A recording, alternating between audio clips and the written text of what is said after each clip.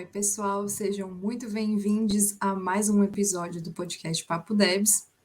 Se você está vendo a gente aqui pelo YouTube, não esquece de se inscrever no canal e se você está escutando a gente pelo Spotify, começar a seguir o perfil do podcast para você não perder nenhum episódio. Então, bom, hoje a gente vai falar aqui sobre justiça restaurativa e capoeira e temos como nossos convidados o Rodrigo Pança e também o mestre Alcides. E vamos começar hoje de um jeito um pouquinho diferente. Vamos começar já direto no papo e com música. Então, bom, sejam bem-vindos e aproveitem o papo. Essa coisa nossa da ancestralidade, você não precisa aprender que ela vem, né? Então, tudo que está me remetendo ao Catupé Cacundê, eu canto, né? Já fiz ponto para o tio Chico, né? E aí esse aqui passou por mim, passou e eu nunca tinha visto ninguém cantar em lugar nenhum. E aí, na abertura, num encontro meu na Congresso Nacional, o ano passado, numa audiência pública sobre a Lei Griot, aí eu cantei e a Benedita da Silva começou a chorar e falou que o avô dela cantava, porque o avô é de Minas. Eu nunca vi falar no avô dela, nunca vi ninguém cantar isso no sul de Minas. Então, essa coisa é a questão do ancestral. Então, está aí, e a gente vem e a gente tem a sensibilidade de pegar. Eu saí da minha terra, eu saí em Romaria, eu cantei o Pai Nosso, Pai Nosso, Ave Maria, Ave, Ave Maria, Ave Maria. Eu saí da minha terra, eu saí em Romaria, eu cantei o Pai Nosso, Pai Nosso, Ave Maria, Ave, Ave Maria, Ave Maria, Ave, Ave Maria, Ave Maria. Era sexta-feira grande, quando as matracas batiam, todo mundo ajoelhava, cantando Ave Maria, Ave, Ave Maria, Ave Maria, Ave Maria, Ave Maria. Esse é um ponto que os congados têm. Congado é o nome genérico de várias danças e várias manifestações. Então você fala, você é do congado? Que congado você é? Eu sou do Cacunda. Pança pode ser do Moçambique. Você pode ser do Vilão. Ou então da Marujada. Ou então da Folia de Reis. Tudo isso é congado. E nos congados tem a chegança.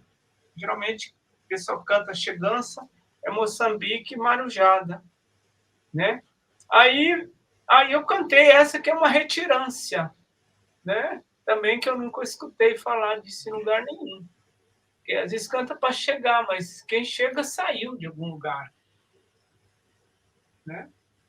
E quando eu cantei isso, eu imaginei nessa trajetória minha da Fazenda da Limeira, onde eu nasci, em Minas Gerais, município de Estrela do Sul, saindo mesmo. Então, não tinha sentido eu cantar alguma coisa que eu fosse como se eu estivesse saindo, como se eu estivesse chegando, né? Então, o retorno da gente é sempre daquela forma que você nunca saiu. Então, eu volto lá como se eu nunca tivesse saído de lá. Como se eu nunca tivesse saído. mas eu fiz essa retirância até, inclusive, para aprender outras culturas, né? Porque lá eu não conhecia capoeira. A capoeira aqui chegou para mim para ocupar um vazio cultural que eu tinha. Era novo, tinha 67, eu tinha 20 anos, 19, 20 anos. E nesse vazio cultural, a capoeira chegou em boa hora, né? Para mim, no momento oportuno mesmo, que veio suprir esse vazio, que depois esse vazio não ficou mais vazio, né? Ficou cheio pro resto da vida, né? Porque viver sem capoeira, para mim, é praticamente impossível. E criar essas outras relações com o pessoal, com os meninos, Alpança, assim, os outros, Esquilo, enfim, o Lagarto, e muitos outros que passaram pelo SEACA, passou por nós, mas continuam com a gente, mesmo não estando na prática orgânica do dia a dia, mas a gente se encontra e aí continua fazendo parte dessa família, né? E essa questão da retirância é isso que a gente tem um território muito forte, que é o corpo, e aonde a gente vai com essa sementinha da cultura, né, que foi plantada em você de pequeno, isso aí ela agrega outras culturas, né, essa outras diversidade cultural, né, e vai somando, né, para a gente que é de cultura tradicional, da oralidade, a gente não tem por costume separar culturas, mas agregar culturas.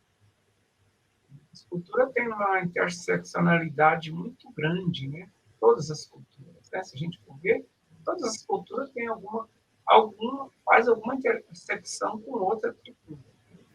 A questão do respeito, a questão de valores, né? A questão do coletivo, né? Do trabalho coletivo, né? Cultura é uma construção coletiva, não é minha, não é sua, não é de ninguém, e é de todo mundo, né? Então, pensando assim, tem que cuidar, todos nós tem que. Aí, já que a temática é direito, todos nós temos o direito a essa cultura, mas todos nós também temos que ter o direito e o dever de preservar, cuidar. Nem é preservar, cuidar. Porque se cuida, nem precisa preservar, né? Está aí. Cuidar daquilo que está aí, né? Então, eu cuido muito bem da cultura. Eu, às vezes, acho que sou meio exagerado, porque a cultura faz parte da gente, né? É como o meio ambiente, né? A gente faz parte desse meio. Quando a gente tem direito a alguma coisa, né? Eu acho que a gente tem a oportunidade de ter isso, né? Deveria, todo mundo deveria ter essa oportunidade, todo mundo deveria ter esse direito, mas por várias circunstâncias, né, da vida, do sistema, acho que mais do sistema que a gente vive, que é uma coisa exclusiva, né, não é inclusivo, né? Muitas pessoas ficam de fora e muitas vezes ela gostaria e queria fazer tudo por estar dentro. Eu sei que um monte de coisa é porque eu ando muito, né? Eu acho que muita coisa para mim parece que é óbvia, mas não é. Tem forças antagônicas que é um sistema mesmo montado, produzido, elaborado, que é o nosso sistema aí, que está aí, todo mundo está vendo, que é um sistema de tirar os direitos mesmo, né? O básico que você precisa, que é o direito à cultura do seu povo, né? Galber Rocha, o povo que não conhece a sua cultura, esse lugar está fadado ao desaparecimento, né? Que nem isso, que é o mínimo, que seria o óbvio para todo mundo, ter direito a isso. Isso é negado. Por quê? Por que é? Porque tem uma estrutura, no meu jeito de pensar. É porque é muito forte. É muito forte, é muito poderoso. essa coisa do coletivo, né, da construção coletiva, da apropriação coletiva, isso é muito forte. Isso causa medo também em organizações, instituições, essas coisas. A gente sabe política comanda, que vem séculos usufruindo desses direitos, que deveria ser de todo mundo, que é de 10% da população do Brasil, que usufrui 10%, usufrui 90, mais de 90%, né, desses direitos, dessas coisas, enquanto os 95% da população mantém com 5, no máximo 10% desses direitos. É matemático isso.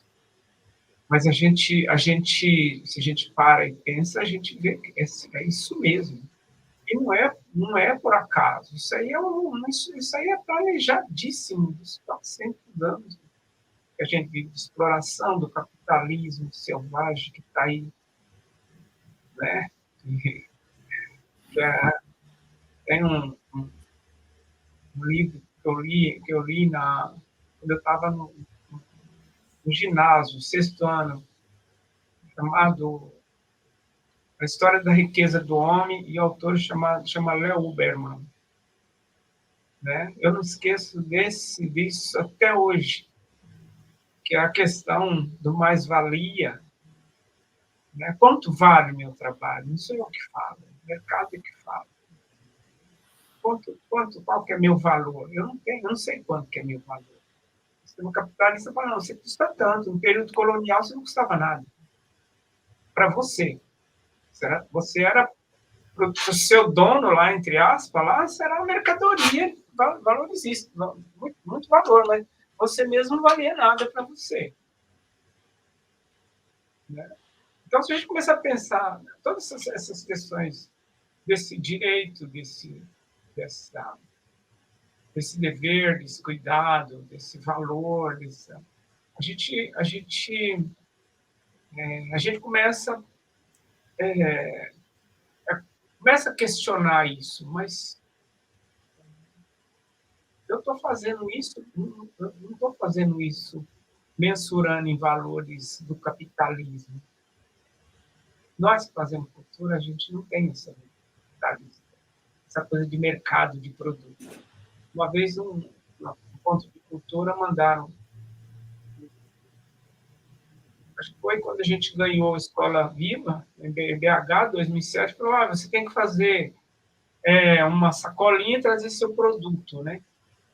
Aí eu falei, então eu vou fazer um saco encher de criança, porque eu trabalho, o meu produto não é artesanal, não é de comércio. Nosso material de trabalho são as crianças, é a educação. Então, dentro da própria cultura, tem esse valor fortíssimo de produto. Vamos produzir. Né? Vamos produzir. E quem trabalha com a arte, com a educação, com a arte que não seja um produto de artesanal, por exemplo, que é um outro tipo de artesanal, que é o do conhecimento, da escola, enfim, como é que mede isso? Então, é muito complicado, porque você tem que questionar muito isso. E a gente tem que questionar. Uma época, no Amorim Lima, a gente teve um patrocínio da Camargo Correia, que todo mundo sabe, me chamaram para uma avaliação de prestação de contas com a diretoria. A gente perdeu o patrocínio no ano seguinte. Sabe por quê? Porque eles queriam que eu falasse o resultado, assim, bem matemático do nosso trabalho. E eu respondi para a comissão que educação e cultura não se mede com metro cúbico de cimento e nem com 1 quilômetro de estrada asfaltada, porque eles só conhecem essas duas formas de avaliar as coisas. Então, metro cúbico de cimento vai fazer uma ponte, né?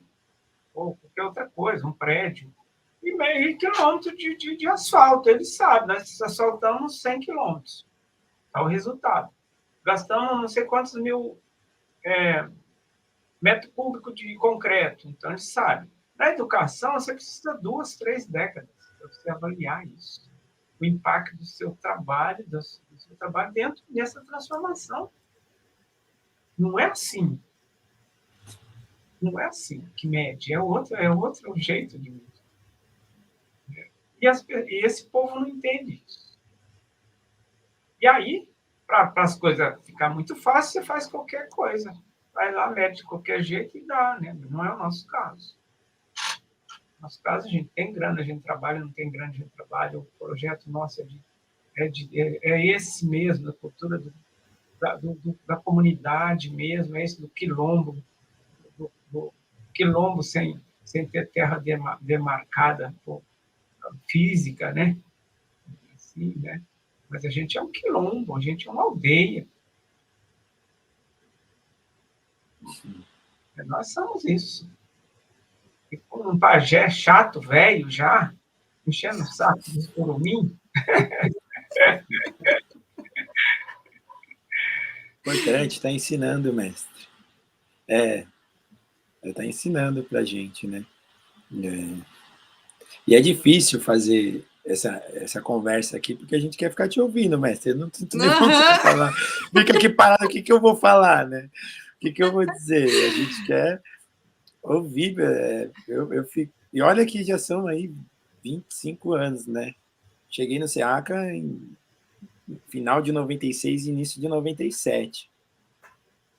Eu tinha 13 anos, né? Então, de lá para cá, nunca saí de perto do Messi, né? Com a capoeira já tive alguns altos e baixos, mas ela sempre me perseguiu e não deixou fugir, não. Então, é engraçado, tem histórias que ele já conta há muito tempo, mas que cada vez que a gente escuta, algo novo está ali, né? E a gente está falando, puxa, é verdade, já ouvi isso, mas daquela vez me escapou isso aí. E a gente vai tentando fazer as entrelinhas disso tudo, né? Porque, para mim, é muito curioso, assim, tudo isso. Por exemplo, quem me falou de capoeira a primeira vez, quem falava de capoeira é meu pai biológico. Via ele com calça de capoeira, mas nunca vi ele jogar capoeira. E aí separou da minha mãe e foi embora. E lá, né, no quilombo, que eu chamo de quilombo urbano, né, que a favela, para mim, assim, fazendo uma analogia, é um quilombo urbano, que é tão massacrado como um quilombo, né, rural, enfim, remanescente mesmo. E aí lá eu conheci um circo escola onde eu comecei a capoeira, mas não foi onde eu iniciei, porque dentro da capoeira tem isso, né? A gente inicia com quem a gente recebe participa da primeira cerimônia, que a gente recebe o padrinho, a madrinha ali que fala, né, que sela isso. Então foi dentro do SEACA. E de lá para cá, sempre ouvindo isso, assim. Mas aí que entra a situação, né? O mestre conheceu a minha avó, que trabalhou no COSEAS, minha avó se aposentou, também faleceu. Trabalhou junto, né? E ela aposentou pela USP, bem nessa época, assim, porque a São Remo, né, a favela onde eu cresci, meus familiares, minha mãe, meus tios, tias, é da mesma idade da USP. Inclusive, ela foi fundada pelos trabalhadores da USP, né? Então, é dessa época. O mestre, então, conheceu minha avó, porque trabalhavam no COSEA, os dois, né? Mas também conheceu minha mãe, grávida de mim. Antes até, eu acho. Enfim, que era... Possivelmente, assim. Não, ela nem estava grávida de você quando eu conheci. Não. Eu boto fé, eu acho. Não, foi no decorrer, porque ela trabalhava naquele restaurante que era terceirizado do lado. Né? Do lado minha avó, sim. Não, sua mãe. Minha mãe também, aí eu já não lembro. Não, conheci sua mãe. Aí. Então foi isso mesmo. E aí, depois, né, no início da adolescência, eu conheço o mestre, e aí rola todo esse encantamento e toda essa relação, assim, né, que fica, assim, um pouco até paternal, assim, meio que esse lugar, assim, meio de alguém de exemplo mesmo, né, alguém negro, você já começa a se identificar, porque, assim, meu pai biológico, ele é branco, né, Mas aí tem esse lugar que você começa a se reconhecer enquanto jovem, preto, morador da favela, você começa a se reconhecer, você começa a ver que você começa a reproduzir também alguns preconceitos. Então, você vê, o primeiro trabalho meu primeiro emprego formal, vamos dizer assim, foi de office boy. Eu acho que eu fui a última geração de office boy de São Paulo, assim, porque os motoboys chegaram em seguida e aí o office boy foi acabando. Eu trabalhei 2 anos e meio numa agência de turismo e eu não consegui falar que eu era morador da favela, porque eu tinha medo, receio de perder o emprego, de sofrer discriminação e preconceito lá. Então a gente não falava. E, inclusive, o amigo meu que me indicou também não falou. E o outro que estava lá também, que foi da capoeira, o Pé de Anjo, o mestre conheceu também, foi uma das crianças que chegou na capoeira, também não falava. Então a gente ficou assim. E a capoeira foi esse lugar, assim, para mim, de cuidado. Primeiro, aprender a me cuidar como uma pessoa preta e também um lugar de fortalecimento mesmo, de entender a importância que é de você ser um homem preto, a importância de você ser um morador da favela, o que isso representa, né? E, e, e hoje na minha vida isso está assim muito, né? Porque hoje é isso, né? Hoje não moro mais na favela, mas é como a música do Racionais diz, né? Você sai da favela, mas a favela não sai de você, porque é parte do meu ser, né? A música é muito poética nesse sentido, porque está dizendo de coisas muito íntimas, né? De um sentimento de algo profundo. Não é só sair, fui morar no Morumbi ou lá, sei lá. Não, dos valores, do que você aprende ali, né? Eu fui reconhecer esses valores todos na capoeira, assim, né? Vivendo com o mestre. E hoje eu sou um homem preto que estou na universidade, cursando educação. Tive uma ligação no passado, foi por isso que eu cheguei no Mestre Alcides, que eu cuidava de carro na USP. Eu era um dos meninos que trabalhava na USP. Então, eu estudava de manhã e à tarde, isso desde os 11, 12 anos. À tarde ia para a USP guardar carro lá em frente à Geografia e História. Então, você vê como a história, né? Tem um vídeo aí na internet daquela formação que a gente fez, a primeira formação, quando a Ação Griot veio para cá também, o Grande Luz, que a gente fez com diversas, né? Lá em 2010. Esse vídeo foi a primeira vez que eu falei assim falei aberto assim que eu era um menino que estava ali naquele momento fazendo uma formação. Em 2013, né? Foi na geografia. Isso, eu acho que foi isso, foi entre 2010 e 2013, E aí, 2013, né? Aí foi a primeira vez que eu disse assim que estava ali retornando para a universidade, mas de uma outra forma. Eu estava junto com os mestres fazendo uma formação, né? Oferecendo uma formação para os estudantes, né?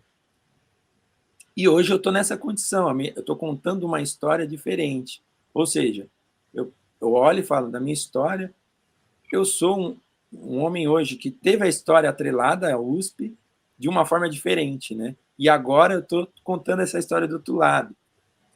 E aí, com essa conversa nossa da justiça, eu fico pensando isso. Eu acho, como um bom filho de Xangô também, eu acho que eu estou aí para fazer justiça, né? Para refletir e pensar esse lugar mesmo. Como que, mesmo a universidade não saiu de mim também, né? De uma forma ou de outra, ela estava ali. E por outro lado, e foi também assim na capoeira que me possibilitou enxergar um mundo maior, assim, né? Porque é isso, é tudo muito cruel. Então, a gente está ali na favela, na comunidade, a gente fica meio que preso a ela. Às vezes, é tão massificado que se você não sonhar, se você não projetar, você vive ali naquela vida mesmo, assim. Você não projeta algo além, né? Então, nesse contato com a capoeira e com a universidade, eu falei, o mundo é muito grande, né? Não é só comunidade, tem muita coisa para a gente conquistar ali, tem muita coisa. E a comunidade é um caldeirão assim, cultural. Né? Tem gente do Nordeste, tem gente de Minas, meu avô é de Minas, a minha avó que é Presidente Prudente, interior de São Paulo, e aí tem Pernambuco, Ceará, é um caldeirão, né? Então eu fico muito refletindo assim hoje, assim, mesmo assim, como que eu não sei se é sugestionado pelo meu orixá, mas olhando e falando assim, cara, acho que eu estou para a justiça mesmo. Estou para a justiça, porque hoje eu tenho o privilégio de circular em vários ambientes sociais. Então, eu trabalho numa escola privada, que é uma escola de elite, lá da PUC, com capoeira. O homem preto que está lá com a capoeira. Eu fui estudar pela capoeira. Eu ia para a escola quando criança, mas a escola nunca foi um atrativo, de fato, essa escola pública. Eu ia porque tinha uma refeição garantida, tinha os amigos, o social, e de alguma forma eu sabia que era importante, porque eu ouvia minha avó falar, meu filho, você tem que estudar e trabalhar. Vai trabalhar. Olha, mas não deixe de estudar. E a capoeira me levou, né? E ver a experiência do mestre também, né? Que um homem preto, que veio de Minas, né? Toda essa história que ele contou. Então, é uma inspiração, né? Você falando da comunidade, da favela, de não sair da gente, mas tem um negócio também que amplia isso, sabe? Porque nós que somos da roça, vamos dizer que eu sou da roça, né? Eu vim para a cidade, um Barra Grande, também é um lugar, não, quando a gente fala, parece que é pequeno, mas arruma um lugar para a gente, né? Ó, você tem que ficar ali. Não é você que escolheu. A partir do momento que você escolhe, não, né? É igual, ó, negão, vai procurar sua turma, vai procurar, acha seu lugar. Tem vários ditos desse jeito. Você, olha, você não é desse meio. Assim como a educação, a escola, também não era nosso lugar. Não era nosso lugar porque a gente não queria estar lá, mas é que aquele para quem ela foi, né, construída é para aquele realmente nem está no nosso lugar, nem nós estamos no lugar dele. Né? A origem da educação das universidades é o ócio, né? A gente, o ócio, a pessoa não faz nada. Não, mas espera aí. O ócio, para quem não fazia nada, era quem estava era quem dominava, né? Quem estava no poder, quem tinha muita grana, que trabalhar era desprestígio, né? Não, imagina, você vai trabalhar porque você é poderoso, é bilionário, né? A Roma antiga aí, né? Então, por que você vai... Não, trabalhar é para esse outro, que é o nosso lugar. É o lugar que nos deu. Você só vai trabalhar, cara. Você não vai sair disso. Quando a gente começa a inverter esse processo, a gente começa até fazer essa questão da justiça que você falou e a questão de você estar ocupando um espaço que até então não era permitido. Não era o seu. Você era lá. Eu entrei na Universidade de São Paulo como faxineiro. Fui limpar banheiro de estudante no CRUSP. Certo? Depois eu aposentei como pesquisador. Né? Quer dizer, no Instituto Sonográfico, no Programa Antártico Brasileiro, era 25 vagas de pesquisador para o Brasil inteiro, para todas as universidades do Brasil. A minha eu nem concorria, já estava, minha vaga era aquela, porque eu dominava aquela área de pesquisa. E muita gente não entendia, porque é um preto que veio da faxina, está na Estação Antártica Comandante Ferraz, participando de reunião científica, decidindo projetos de pesquisa, preto, que muitas vezes era a pessoa que estava, não, peraí, o que você está fazendo aí? Você é lá do outro lado, do outro lado da onde? Era o lado que estava os, entre aspas, os peões, onde era o meu lugar que determinou. O seu lugar era lá. O que você está fazendo no meio dos outros? Né? Então, quando a gente começa a achar esse lugar, não entrar nos lugares que os outros determinou para a gente, eu já faço isso desde pequeno. porque na época que eu estudava ensino fundamental 1, naquela época, 1950, né? Não tinha escola pública, particular. Então, eu estudava junto com o filho do vereador, do promotor, do juiz, não sei de quem, do prefeito e tudo. E o moleque passava e falava, tá fedendo preto na escola. E eu já batia no moleque. Eu batia no moleque. A justiça com a própria mão, né? Com 8, 9 anos, eu batia. Ia para um porão, ficava de castigo lá uns 40 minutos. E a professora falava. E eu tinha que andar 12 quilômetros de volta para casa, que são 2 léguas. 2 léguas para ir, 12 quilômetros para ir, 12 quilômetros para voltar. São 24 quilômetros por dia. O outro atravessava a rua, o carro estava pegando ele na porta. Ainda vem falar para mim que a escola estava fedendo preto. Para ele deveria estar, porque a gente era uma meia dúzia só. Aí a professora falava, você vai bater nele de novo? Eu falei, vou. Mas você fica de castigo. Eu falava, não tem problema. Então, para mim, não tinha problema. Então, essa coisa de estar pensando isso, quando é criança, você pensa desse jeito. Me chamou e eu colo o brinco dele. Agora, se fizer isso hoje, é feio, né? É crime. Mas criança, você já era humilhado direto. Os professores humilhavam a gente demais. Você imagina. Caminhar 2 léguas, chegar na escola e ouvir um desaforo desse, né, mestre? Rapaz, eu me arrependo. Muito pelo contrário. Eu acho que esse moleque, ele que me deu start para ter essa consciência de racismo, essas coisas. No fundo, eu até, se eu encontrasse ele hoje, eu ia dar um grande abraço nele. Falei, muito obrigado. Você fez um trabalho que ninguém fazia, ninguém nunca fez. Porque a professora punha de castigo, fazia um monte de coisa que era preto mesmo, né? Por nada. Né? E meia dúzia de preto na escola. Que vem da roça, descalço. Eu tenho uma foto do 4º ano, todos nós, os pretinhos, sujinhos, tudo atrás. Os branquinhos de sapato, tudo na frente. A gente não podia aparecer na foto. Mas como era a formatura, a gente tinha que sair naquela foto. Sabe? E nós tudo atrás. Aí o irmão do Almir Almas, o Mário, lá de Estrela do Sul, achou essa foto com a professora Adalci. Não esqueço o nome dessa professora. Foi a melhor professora que eu tive nessa época aí. Aí a gente colocou lá o número em cada pessoa e dizer quem que era, né? Esses carinha da frente, aí hoje é tudo. Delegado da Polícia Federal, juiz não sei das quantas, promotor não sei das quantas, promotor... Os outros neguinhos lá de trás era eu, professor, não subestimando, professor nem nada, né?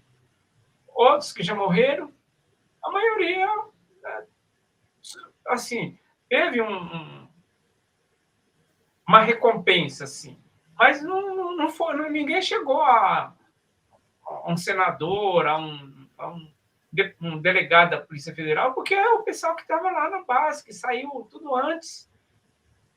Eu saí do 4º ano sem concluir. Aí nós mudamos para Goiás. Eu fui entrar na 5ª série com 21 anos de novo. 21 anos. Eu já era funcionário da USP. 5ª série. Eu tive que fazer admissão, que é um vestibulinho para entrar no 5º ano. Eu, com 35, 36 anos, estava terminando a faculdade. Então, quer dizer, tem coisas que tem que falar mesmo. Quem é racista tem que falar mesmo. Entendeu? Acabar com essa história que o Brasil é um país onde as 3 raças vivem harmoniosamente felizes, que o Brasil é um país super cortês, que o Brasil é um país... Não é. O Brasil é um país de falsos, né? Um país racista, um país homofóbico, um país machista. Todos esses adjetivos negativos nós temos aqui. Todos. O Brasil morre assassinado a cada 23 minutos e meio. Indígena, então, nem se fala.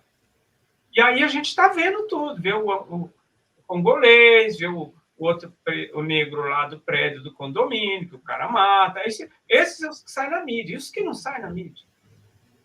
O que está numa comunidade aí, mais isolada, aí, o que não tinha câmera para filmar. Então, o nosso país, ele é o que sempre foi. O último país do mundo a assinar essa boboseira dessa carta. E tem gente que acredita nessa carta até hoje. Os países pequenos da América Latina, como Porto Rico, que eu fui algumas vezes para lá, que tem 3 milhões de habitantes, todo mundo foi indenizado. Todos os negros na abolição foram indenizados. Aqui, quem foi indenizado? Os ditos donos da mercadoria, que são os usuários. Esses foram indenizados. E nós, os negros, nossos ancestrais, foi jogado à berlinda. Não, ainda até a lei de sexagenário. O cara trabalhou que não dá nada, depois de 60 anos ele foi jogado. E tem a lei do ventre livre, que é onde começou tudo a questão do menor abandonado, que a mãe tinha que deixar seu filho na casa para dar de mamar para o filho da patroa lá, e o seu filho morrer de fome em casa. Né? Então, aqui é onde fala de justiça social, não se assuste, porque isso aqui é o que sempre foi. Injusto. Em tudo. Né? A gente tem que ter essa consciência disso. A gente tem que trabalhar para amenizar isso, porque a gente não vai fazer numa passagem por aqui o que fizeram em 4, 5 séculos. Né? A gente não vai fazer. Mas eu acho que eu sou uma pessoa esperançosa, eu acho que eu tenho muita esperança, eu tenho esperança que mude essas coisas, né? Ou através da cultura, através da educação, de qualquer outro sistema. Tem que mudar, não pode, gente.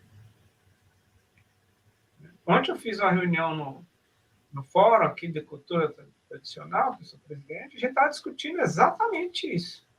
Onde estamos que a gente está num país desgovernado? O que nós estamos fazendo, gente? Onde a gente está mobilizando? Onde nós estamos? Nós não estamos fazendo nada, nós estamos só esperando o próximo presidente. Uhum. Estamos só esperando. Isso aí vai acabar, daqui a 8 meses sai, entra outro. E se não sair? Sabe? Então, tudo isso conta na trajetória de vida da gente, tudo isso conta na cultura, porque nós não temos Ministério da Cultura, nós não temos Secretaria de Cultura, nós não temos IFAM, nós não temos mais nada. Destruir tudo que nós batalhamos no período da ditadura, que eu sou da época do período da ditadura, que nós fizemos coisa que, pelo amor de Deus, na nossa época era proibido jogar capoeira na Praça da República, por exemplo. Você tem uma ideia que hoje se faz à vontade. Né? Até isso era proibido. Até isso. Né? Aí criaram o quê? Federação Paulista de Capoeira. Para quê? Para, entre aspas, tirar aquela coisa que era de preto, que é desocupada, que é uma outra conversa fiada. E eu estou falando de dentro, que eu sou presidente sou diretor de Relações Sociais da Federação Paulista de Capoeira. Mas não engulo a toda a filosofia deles. Por isso que eu estou lá. Porque se eu quero brigar, se eu quero discutir alguém, eu tenho que estar dentro. Uhum. Se eu estiver de fora, eu não tenho legitimidade para ficar só criticando, eu tenho que estar dentro. Por isso que eu tenho a minha fala, mas a minha fala é tudo de dentro, eu não estou de fora. Se não der certo, eu também sou responsabilizado. Eu também tenho a minha cota aí de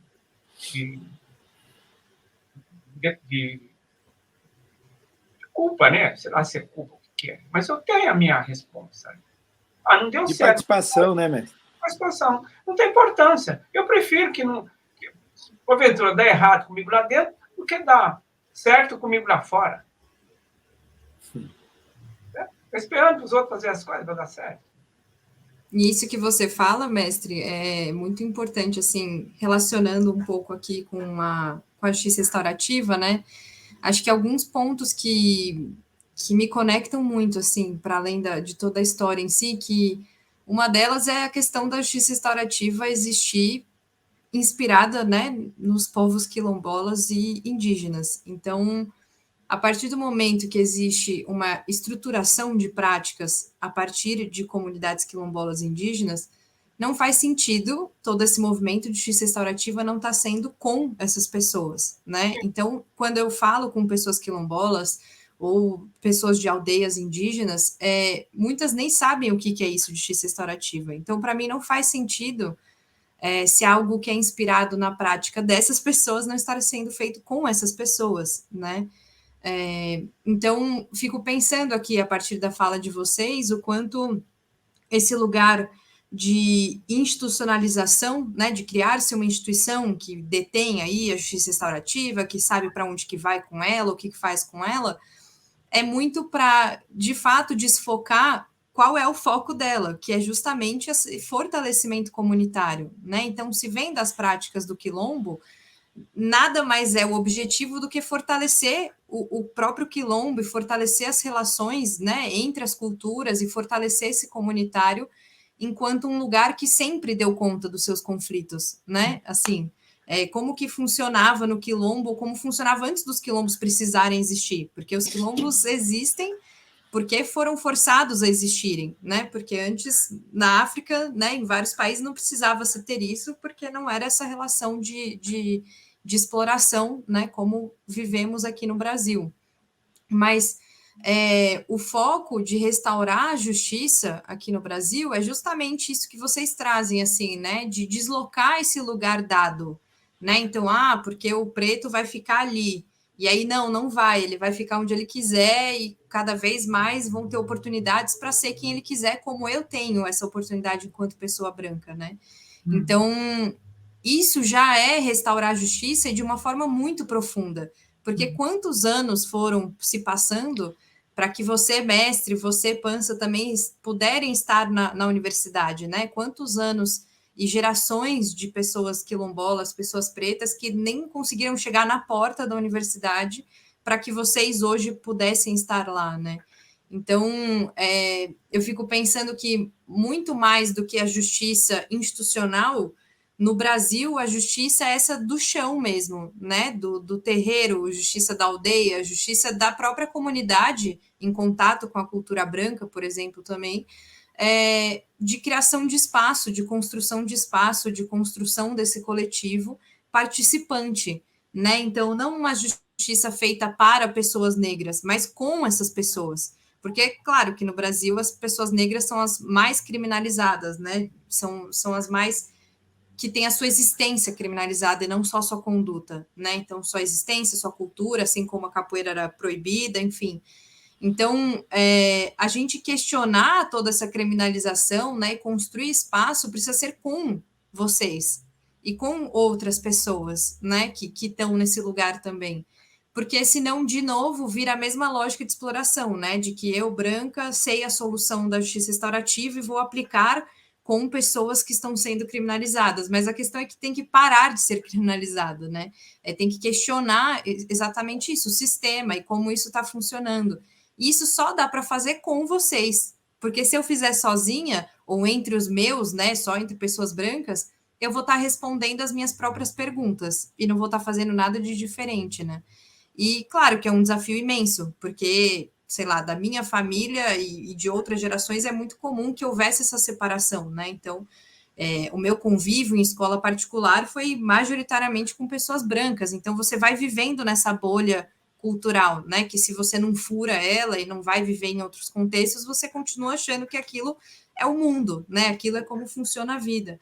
Então, eu sei que é desafio, né, fazer isso, mas eu não vejo como outra possibilidade de construir justiça, principalmente justiça social aqui no Brasil, que não através desse encontro, né? E é esse encontro do diferente, esse encontro do que está longe, do que está distante, mas que precisa estar junto, né? Que é esse medo que o senhor comentou no começo, né? De as instituições têm medo desse poder do coletivo, né? Porque imagina um país que consegue sozinho lidar com as suas questões, os seus conflitos, as suas relações, e que não precisa dessa instituição branca dizendo o que faz e o que não faz. Que medo terrível para quem está no poder, né? Então, quanto mais puder abafar isso e continuar fazendo o normal no sentido de sei lá, o combinado com eles, né, entre nós brancos somente, melhor, porque isso não desestabiliza a instituição, não desestabiliza o sistema, não desestabiliza o que está posto. Então, é muito importante escutar a história de vocês e as pessoas que escutam esse podcast, enfim, e querem, e que estão no direito, principalmente, né? Tem muitas pessoas que escutam o podcast que fizeram direito e estão nas suas carreiras aí jurídicas, do quanto esse diálogo é para ontem, né? Então, para transformar mesmo essa percepção de que a gente está fazendo para as pessoas, nesse lugar de salvador, né? De, eu, branca, vou salvar aquela pessoa criminalizada, mas mais do que isso é como escutar essa pessoa que está sendo criminalizada e construir caminhos, né, junto. Então, eu acho que faz muito sentido, assim, escutando vocês, de toda essa proposta, né, nessa proposta de construção coletiva de justiça depois de tantos anos que a injustiça está aí colocada, né? Você já nasce com a injustiça cotidiana, digamos assim, né? Mas vocês vão criando, pelo que eu entendo, né, do que vocês estão trazendo, por exemplo, a capoeira é um lugar como se fosse exatamente o quilombo, né, onde vocês se encontram e se sentem pertencentes e se sentem cuidados, e que isso deveria ser algo social, né, e não simplesmente de pequenos encontros. Não sei se faz sentido para vocês tudo isso que eu estou falando ou se nada a ver. Não, sim, faz sentido, sim, claro. Principalmente a questão do branco de fora e de dentro, né? Quando eu falei, que eu prefiro estar de dentro perdendo do que de fora ganhando, né? Aí entra nessa questão que você falou. Eu acho assim, as comunidades culturais negras, mais que eu posso falar, elas sempre estiveram abertas a qualquer tipo de contribuição. Sempre, sempre. Sim. Tanto é que você vai numa escola de samba, por exemplo, pode contar quantos pretos tem, quantos brancos tem. Geralmente tem 2/3 de branco. Né? Você vai na capoeira hoje, quantos pretos tem na capoeira? Pouquíssimos. Pouquíssimos. Né?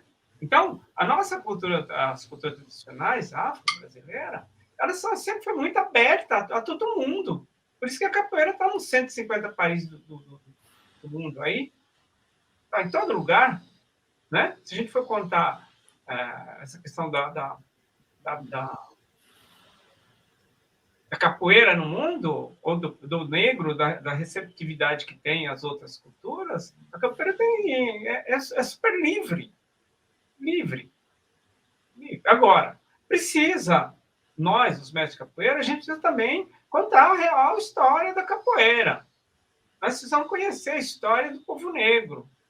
A gente não pode estar conhecendo a capoeira só pela pernada, não. Pernada todo mundo dá. Chutar todo mundo chuta. Não precisa nem ser capoeirista para dar chute. Não precisa ser capoeirista para derrubar ninguém. Sabe? Agora, o que mantém isso é a questão dos conhecimentos ancestrais, da nossa ancestralidade, conhecer nosso povo, conhecer nossas dificuldades, conhecer nossas fraquezas, conhecer nossas virtudes, conhecer onde a gente precisa melhorar, trabalhar a questão de mais habilidade, mais coletivo, não de grupinho faz seu grupinho e pronto, e acho que está... Capoeira é além da roda. Capoeira é além da roda. Ela vai para a roda da vida. Né? Roda dos saberes, roda da vida. Aí nós, os mestres de capoeira, os praticantes, tem que começar a pensar a capoeira nesse universo maior. Quando ele é jovem, está dando pulo, está fazendo isso. Depois que ele fica velho, ele vai desaparecendo. Quantos mestres mais velhos do que eu não, os outros, tá? De outras gerações, já foram, ninguém nem lembra mais. Ninguém nem lembra mais. Ninguém nem fala mais. Sabe? Então, tem que trazer essa memória toda essa caminhada, sem partidarismo, tendo como partido a cultura, a capoeira, né? Tendo como foco a capoeira, essa coisa da justiça que você fala, que você está falando, a capoeira. O que a capoeira já fez muito para muita gente, mas o que nós estamos fazendo em troca para fortalecimento da capoeira, para ela manter essa virtude desenvolver na gente várias habilidades. Quem faz capoeira desenvolve. Eu fui para os Estados Unidos, eu fui para a Europa, sem inglês, muitas vezes sozinho, a capoeira que me levou. A capoeira que me levou, não foi faculdade, não foi nada, foi a faculdade da capoeira. E trabalhando com criança, desde o ensino fundamental até departamentos. Eu fui 5 anos para a Universidade Estadual do Colorado, cidade chamada Fort Collins, a convite da universidade para trabalhar nos departamentos de dança, música e antropologia. Não sou músico, não sou dançarino, não sou antropólogo. Não sou nada disso. Trabalhar com criança do ensino fundamental e médio. Cada vez que eu ia, levava um grupo de alunos, 2, 3, daqui, e a gente ficava um mês trabalhando direto, ganhando prêmio na Semana Internacional de Artes, concorrendo com mais de 50 grupos do mundo inteiro, gente com tudo, e a gente com o quê? Um birimbau, um pandeiro, um tabaco e uma mesinha com café, chocolate, bombom, essas coisas. E em 97 veio o primeiro Festival Internacional de Artes na Universidade Estadual do Colorado, sabe? Então, quer dizer, mas eu fui a capoeira que me levou. O mérito não é meu, o mérito é da capoeira. Eu tive a sabedoria de entender o que a capoeira pode me dar, o que eu posso desenvolver, quais as habilidades que eu posso desenvolver na minha pessoa através da capoeira. E como é que eu retorno isso? Eu retorno isso para a cultura, a parte mais fiel a essa cultura. Esse é o pagamento, esse é o retorno. Eu tenho que ser fiel a essa estrutura dos meus ancestrais, né? Da minha ancestralidade, que eu ganho até uma música, eu ganho até um ponto que vem e eu canto. Gente, eu sou um iluminado. Vou deixar minha modéstia de um lado, porque modéstia demais é burrice. Né? Uma pessoa feliz com tudo que eu faço, com a capoeira, com o gado, com a minha vida na escola, meu trabalho na universidade, desde faxineiro até pesquisador, não exclui nada, tudo isso veio para me fortalecer e trazer essa cultura, essa coisa para... Opa, peraí. Oi, dá licença. Oi, dá licença pra minha bandeira passar. Oi, dá licença. Oi, dá licença pra minha bandeira passar. Oi, a canarinho do beco de ouro quer dançar. Canarinho do bico de ouro quer cantar. Canarinho do bico de ouro quer dançar. Canarinho do bico de ouro quer cantar. Canarinho do bico de ouro. Quem é, Pança? Canarinho do bico de ouro é o tio Chico. É teu Chico, mané. Canarinho do bico de ouro quer dançar. Canarinho do bico de ouro quer cantar. Canarinho do bico de ouro. Quem é? Canarinho do bico de ouro é tio Chico, mané.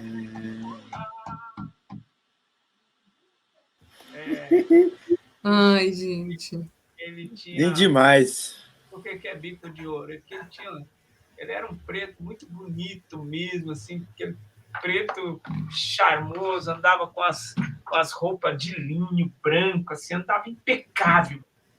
E andava num charme danado. E ele tinha 2 dentes de ouro. Cada lado. Então, era aquela época, né? Imagina, 60, 70 anos atrás, o cara que punha dente de ouro, ele punha um canino inteiro, dos 2 lados. Você já imaginou isso? Como é que é? E era assim, o cara tem dente de ouro, o cara tem grana, entendeu? Então, esse ponto aí ele quer cantar é o canarinho do bico de ouro, é por causa dos dentes de ouro que ele tinha. E o tio Chico viveu quase um século, né, mestre? Praticamente. Ele faleceu ano passado com 96 anos, né? Caramba! 96. Nossa, É, muita história. aí, mais 2 anos antes, ele pegou Alzheimer, né? E aí foi ladeira abaixo. Mas era uma pessoa que andou muito, muito saber, muita sabedoria mesmo, e cantava muito, dançava muito, e eu ia muito em Minas, eu chegava na minha casa, eu já ia para casa dele, já, porque ele era a minha fonte, assim, né?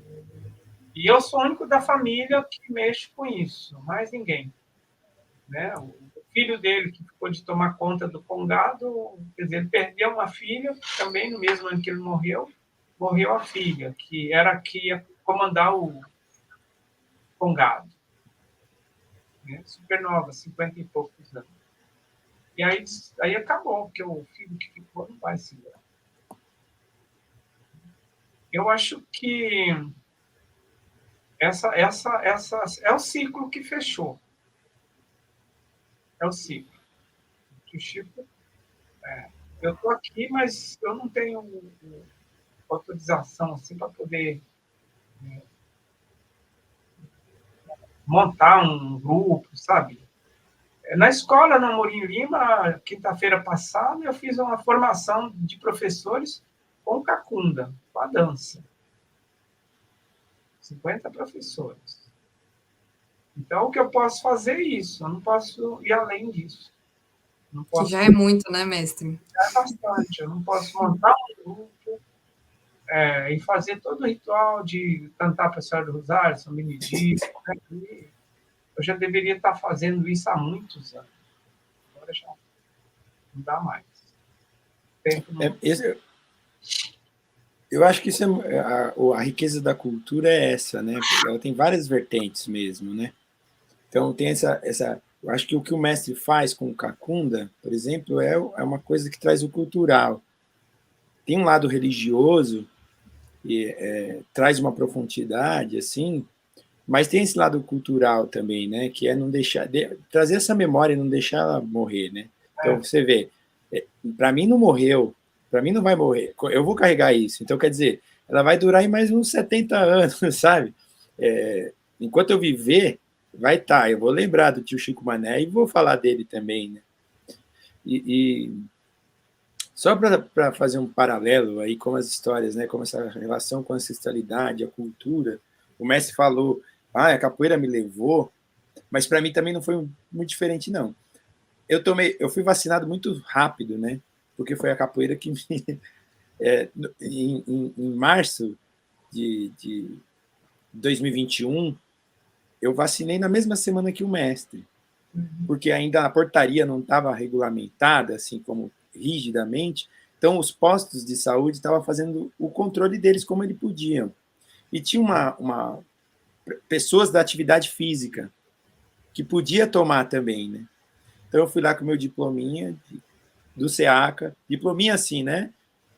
Falando de uma forma carinhosa, porque para mim é muito valioso tudo isso. Eu fui lá com o meu diploma de capoeira, que o mestre assinou, contramestre capoeira. Eu falei, olha, sou contramestre capoeira, trabalho em escola, porque teria que ter, de acordo com a portaria, você tinha que provar que era, né? Então, quem é profissional da educação física tem o CREF. Como eu não sou profissional da educação física, eu estou na educação, mas eu estou trabalhando, né, com a capoeira. Então, eu falei, olha, eu sou aqui, sou contramestre capoeira, trabalho em escolas e estou em contato também, preciso. E tomei a vacina, e tomei todas as doses, e foi a capoeira, né? Então, é isso, assim, como os caminhos vão levando a gente, né? Lá atrás eu não sabia bem o que eu estava fazendo, né? Quando eu entrei na capoeira muito cedo, quando criança era mais pela diversão, por ocupar o tempo, né? Para estar fazendo algo bom, construindo alguma coisa gostosa ali, né? E isso, né? Você vai se reconhecendo, porque aí você, ainda assim, sabendo que hoje ainda, né? Deveriam ter mais pretos na capoeira, como bem o mestre falou, mas eu já olhava e falava, me reconhecia ali, porque eu via uns pretos e umas pretas, falava, opa, ouvi a história, primeira vez que eu ouvi a história do Paraguai, que eu falei, poxa, aqui que eu comecei a aprender a história do negro no Brasil na capoeira. E hoje a gente consegue contar a história do Brasil através da capoeira.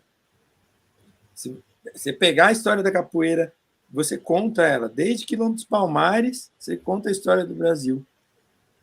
Só que essa é uma história que eles não querem como oficial, né?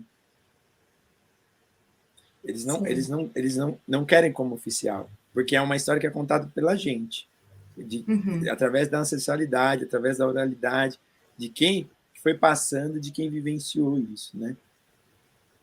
Sim, por isso que é importante, né, essa escuta dessas histórias que estão aí há muitos anos sendo contadas, mas que não são levadas como importantes por quem está no poder, né? Então, essa desconstrução e essa escuta é extremamente importante para a construção de algo novo, né? De algo diferente do que a gente tem vivido.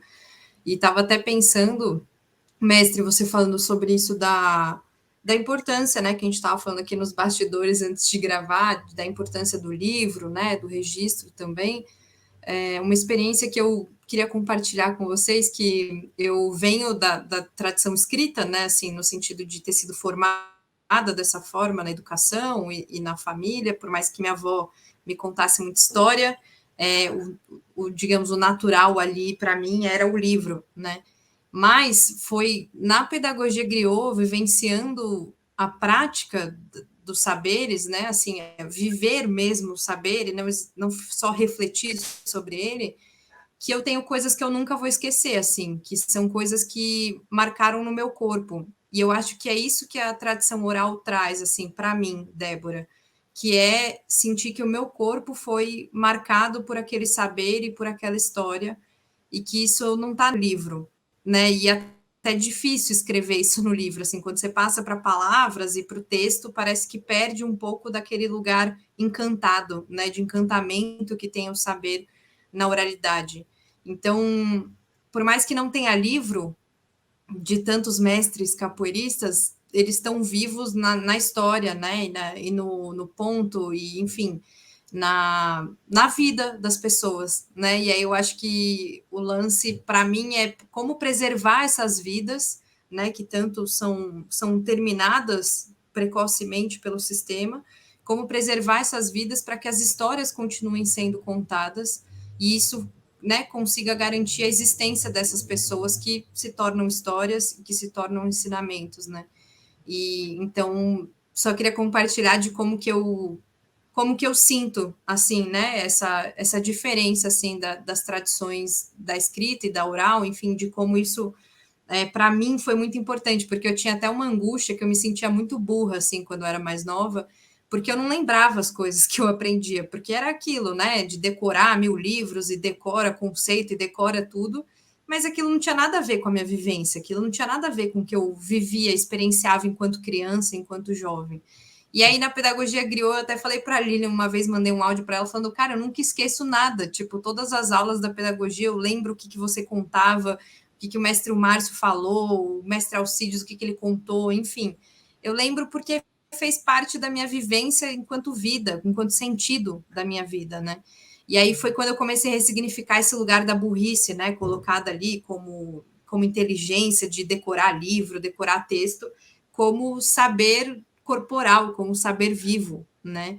Então, não sei, achei importante compartilhar isso, porque é como eu experiencio hoje, tendo lido muito livro, como eu experiencio a importância de viver isso na minha pele, sabe?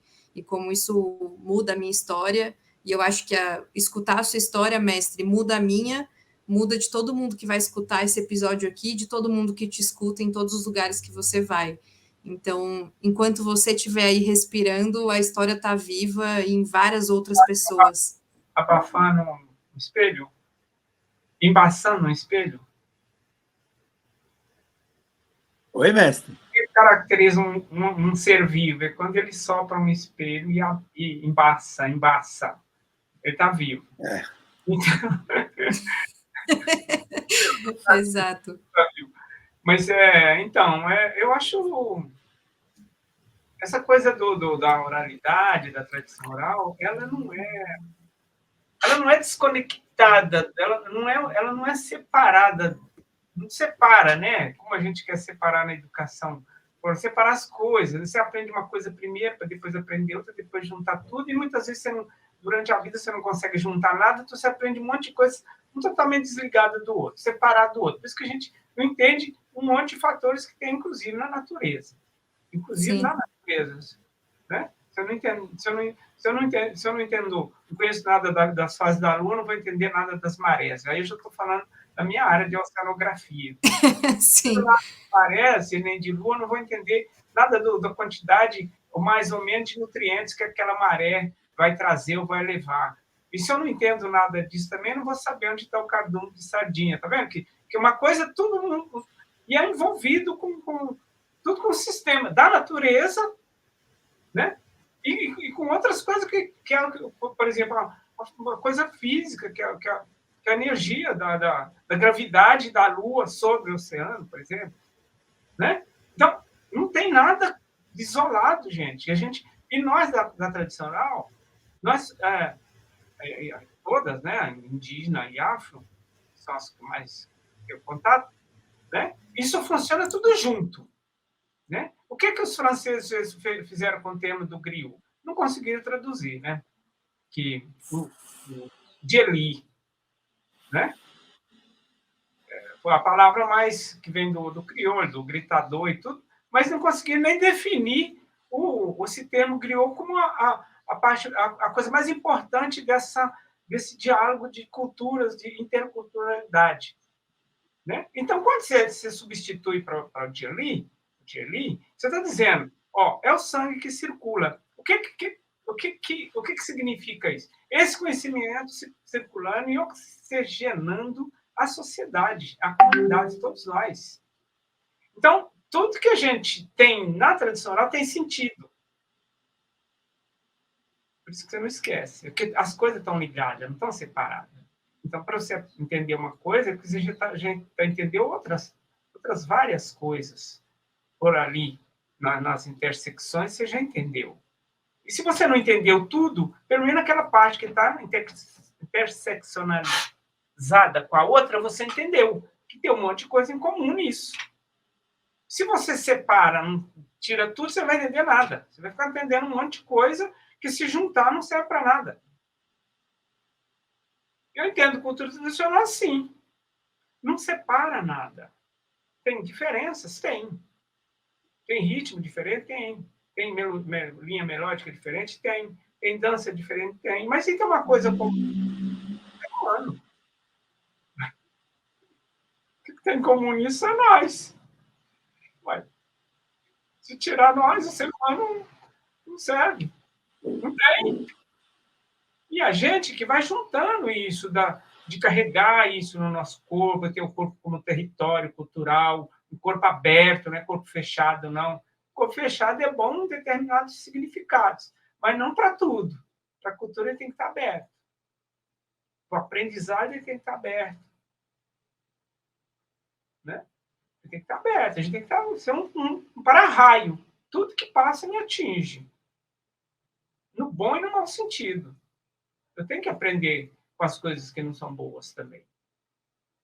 Eu tenho que aprender. Às vezes não é boa para mim, mas é boa para você. Ué, não somos iguais? Né? Então, assim, eu sou, eu acho que, mais que tudo, um amante da cultura tradicional, uma pessoa que eu, às vezes, fico de saco cheio. Às vezes, fico de saco cheio. Mas isso nunca me fez pensar em desistir de nada. Muito pelo contrário, fico inventando coisas. É a relação de amor e ódio, né, mestre? Está ali, ó. Uma coisa. É os polos, né? Antagônico. Se não tivesse um lado, não existe. Tem que ter os dois lados para ter equilíbrio. Se não o antagonismo, para dar o equilíbrio. Se não tiver isso, um lado só pesa. Sabe? Nossa, mestre, sério. Tô chocada, assim, do quanto eu tô me identificando, assim, com a sua fala sobre as coisas estarem desconectadas. É exatamente isso, eu conversei semana passada isso, que parece que eu passei pela escola e eu sei um monte de coisa separada que não faz nenhum sentido junto, sabe? Porque não tem um contexto, não tem o que isso se conecta com outro, com outra coisa. É um monte de matéria segmentada que eu não sei qual que é a conexão, né? E o mais importante, qual que é a conexão comigo, né? Tipo, o que eu tenho que ver com como está o meio ambiente, o que eu tenho que ver, como é que é a história do Brasil, né? Principalmente enquanto branco, o que eu tenho que ver com isso, tipo, qual que é o meu lugar nessa história. Então não tem conexão nem comigo. Então eu não mobilizo conhecimento nenhum quando eu não faço parte dessa história, né? Assim, se eu estudo como algo distante da minha vivência, né? E aí conecto com a justiça restaurativa, assim, não é estudar conflito, comunicação, convivência, como se isso fosse algo fora de mim, né? E para o outro. Mas o que eu tenho que ver com como estamos hoje, né? Assim, de violência, o que eu tenho que ver com transformar isso, né? Então, conectar a minha história dentro da pedagogia griot, porque partia de mim os conhecimentos, né? Então eu aprendia da mestra, mas eu conectava a minha história junto, faz com que faça sentido e tenha contexto ali, né? Então eu posso mobilizar o que eu estou aprendendo, porque eu não aprendo para dormir e ficar sentado, né? Eu aprendo para mobilizar o que eu estou aprendendo. Então, nossa, assim, acho que nunca alguém explicou tão bem a minha angústia da época de escola, assim, e adolescente, enfim, da época da faculdade também, né? Que aprender direito no Brasil, sem falar de racismo, é uma coisa muito bizarra, né? Assim, muito sem noção. Então, a minha angústia estava aqui e muito obrigada por ter explicado tão bem o que acontecia aqui dentro. Fez muito sentido para mim, mestre. Muito obrigada. A professora Sumaia da ECA, todo ano eu dou um curso para os alunos de pós-graduação dele. Antes era presencial, agora 2 anos virtual. Aí eu estava contando para ela um drama que eu tinha até meus 17, 18 anos. Eu chegava num lugar, se não tivesse um preto, eu ia embora, eu não entrava, podia me convidar, podia ter um monte de amigos, porque eu não entrava. Mas por quê? Meu pai, quando a gente estudava, a gente era muito massacrado na escola. Então, meu pai, ele falava muito em sentido figurado. Ele falava assim, tem, então, ele falava, festa de Iambu, Jacu não vai. A gente já sabia que não era para ir. Mas aí ele colocava essa coisa da natureza. O jacu, que é um pássaro selvagem preto, o Inhambu é um pássaro selvagem mais claro, não chega a ser branco, mais claro. E aí ele falava, festa de Iambu, Jacu não vai, se for, volta com a asa quebrada. E aí, eu contando essa história no curso, ela escreveu um capítulo, e achou a foto de um jacu nas redes sociais, botou na capa do livro e me mandou. Então, acho que eu tenho um capítulo lá desse livro. E me mandou. Aí, eu moro aqui em São Paulo, dentro daqui, Regional Butantã, aqui. Atravessa a minha rua, há uma ave jacu andando lá. Atravessando a rua da minha casa. Aí eu tirei uma foto, mandei para ela e falei, tá vendo? O jacu me persegue até hoje. Entendeu? Então, por incrível que pareça, eu tenho a foto do bicho que atravessando a rua da minha casa, tem uma praça aqui, Pança sabe que vem aqui desde pequeno, como é que é. Então, o bicho sai do mato e vem passear na frente da minha casa, vem comer no meu terraço, jacu. Então, tem todo um sentido que quando a gente, uma coisa de aprendizado, não vem solto. Não vem solto, vem com um monte de significado e que te marca para a vida inteira. Essa fala do meu pai era um cuidado. Ele falava, não vai, que vocês vão ser maltratados, vocês vão ser humilhados, vocês vão ser judiados. Mas era a forma que ele tinha de falar para a gente. Hoje eu falaria para meu filho, vai, e olha na cara de quem te olhar feio. Mas meu pai não, meu pai já falava, não vai, festa de Iambu, Jacu não vai, porque vocês... Era um cuidado que ele tinha, que para mim eu não esqueço até hoje. A oralidade é isso, é saber dentro de um sentido figurado, você colocar todo um histórico, todo um ensinamento com 2 frases, ou 3. Peça de amor, já como vai, 4 palavrinhas. Já disse tudo para o resto da minha vida.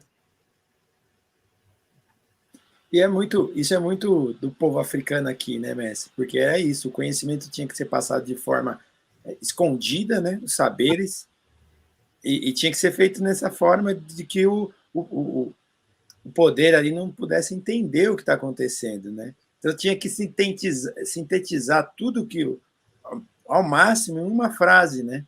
O conhecimento, o saber, um fundamento de alguma coisa, tinha que ser camuflado, tinha que ser no sentido figurado, né? Não dava para ser aberto, né? Porque senão...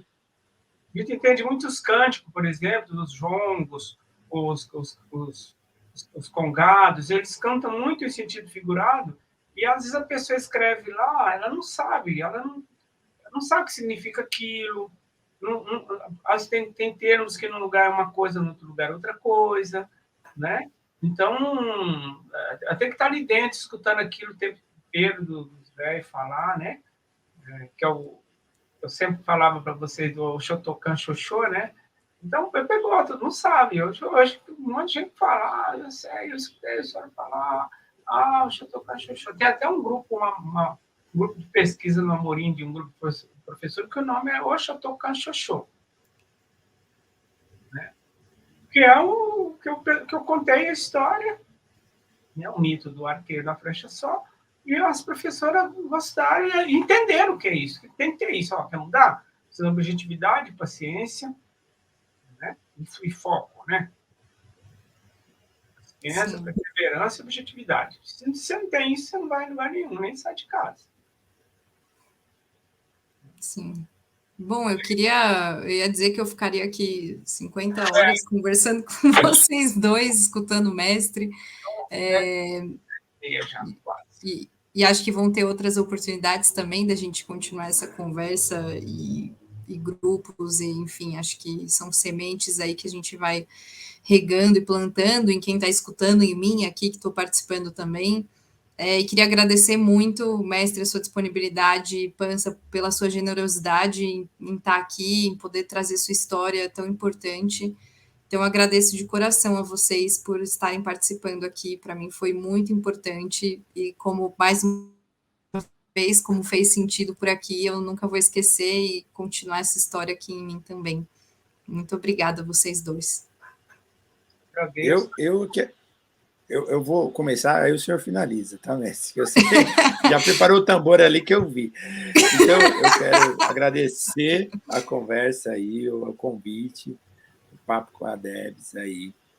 Foi um prazer mesmo. Na verdade, é isso. Eu mais ouvi de novo, que é um prazer enorme ouvir, mestre, fazer essa troca aqui com você. E também quero aproveitar o espaço para falar que a gente retoma as aulas de capoeira essa semana. Nossas aulas são abertas à comunidade geral, então venham, todo mundo é convidado. Terça e quinta-feira, 6h30, e aos sábados. Agora a gente vai retomar aos sábados também, das 10 a meio-dia. Então é para criança a todas as idades.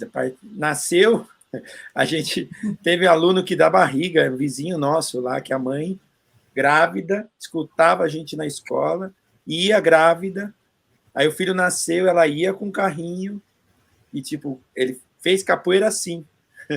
Então, está aberto para todo mundo está convidado, você também deve, venha. É isso. E, Panzi, só para as pessoas saberem como que elas entram em contato, assim, para se inscrever, como que funciona? A gente tem... a gente está, né, na Escola Desembarcador Amorim Lima, na Escola Municipal, aqui na Corifeu, região do Butantã. Mas a gente também tem um Instagram, que é SEACA, chama SEACA mesmo, SEACA Capoeira, e também tem o Facebook. Combinado. Mas aí é só chegar nesses dias, nesse horário também, que é bem-vindo. Não tem erro, assim, a escola é o ponto de referência maior. Então, Escola Desembargador Amorim Lima, uma escola municipal, e terça e quinta, às 18h30, e sábados, às 10 horas da manhã. Obrigada, querido. Bom, agradecer aí a Débora Pança pelo convite, dizer que eu gostei muito.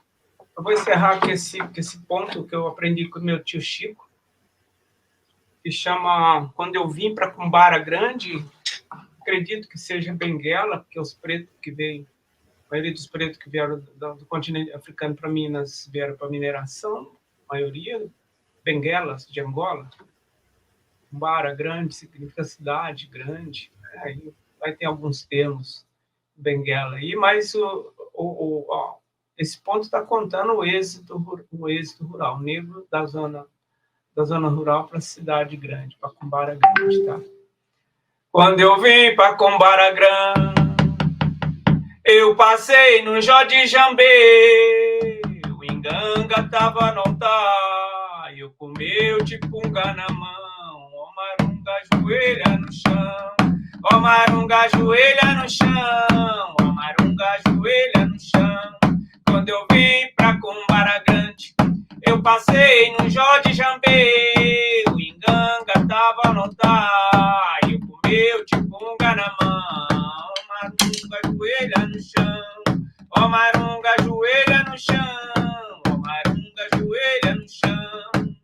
Quando eu pisei nesse chão, eu senti a terra tremer, eu pensei que fosse meu peso e não era, era o peso de você. O Marunga ajoelha no chão, o Marunga ajoelha no chão, o Marunga ajoelha no chão, o Marunga ajoelha no chão. Congadeiro velho, eu venho de longe, eu vim pra te visitar, eu vim te pedir a bênção, São Benedito pra te abençoar. Ó Marunga ajoelha no chão, ó Marunga ajoelha no chão. Beijo pra vocês. Bom, esse foi o nosso episódio 36, e se você gostou, não esquece de deixar o seu like e compartilhar com as pessoas esse episódio, e também pode conferir os outros episódios aqui do podcast. Então, um beijo e até a próxima.